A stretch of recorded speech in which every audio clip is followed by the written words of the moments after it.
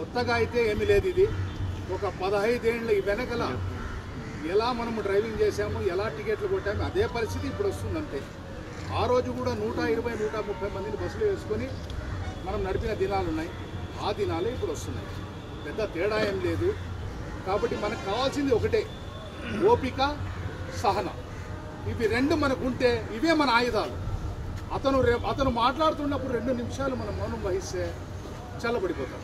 మళ్ళీ అతను మనకి మాట్లాడాలంటే పక్కన వాళ్ళే ఎందుకు అతను ఉండకూడదని పోతాను పక్కన వాళ్ళే చెప్తారు. కాబట్టి మనకి ప్రయాణికుల శత్రువులు కాదు, మన మిత్రులు.